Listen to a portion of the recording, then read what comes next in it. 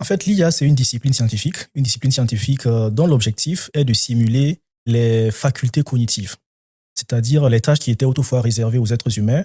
On essaie d'entraîner des machines pour que les machines puissent exécuter ces actions.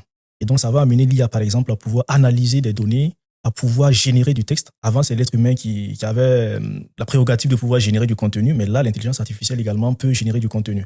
Et donc, c'est une discipline qui remonte dans les années 1950. Les années 1950, voilà. Donc, il y a eu plusieurs générations, en fait, d'intelligence artificielle. Ce que nous connaissons, c'est la génération moderne. Mais oui, il y a eu des générations bien avant. Dès 1956, il y a eu les premières générations d'intelligence artificielle. Notamment en 1956, il y a déjà la question de est-ce que les machines peuvent être intelligentes. Donc, le mathématicien britannique Alan Turing a travaillé sur ça. Il a mis en place un test.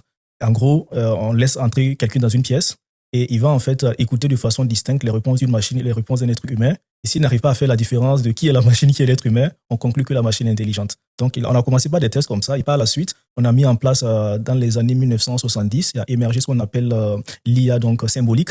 L'IA symbolique, en fait, on codait la logique dans les ordinateurs, okay, pour leur permettre de répondre à des questions. Et maintenant, on a avancé dans les années 80 vers l'IA connexionniste que nous avons maintenant, où on sert simplement une masse de données à l'IA. L'IA va apprendre de cette masse de données, de sorte à pouvoir répondre maintenant à des questions. Et donc, c'est la génération que nous avons actuellement, où l'IA est composée de deux choses. Les données d'entraînement, qui sont très déterminantes parce que la qualité des réponses de l'IA sera déterminée par la qualité des données qui ont servi donc à l'entraînement.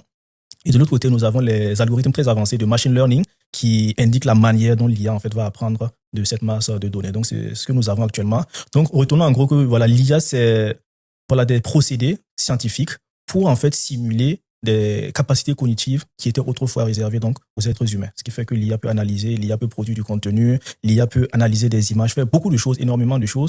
Et tu as bien fait de souligner que c'est ChatGPT qui a vulgarisé donc l'IA, qui l'a amené au grand public. C'est lorsqu'on s'est mis à discuter avec ChatGPT, on a réalisé c'est quoi l'IA. Mais dans le domaine scientifique, on travaille là-dessus depuis les années 1950.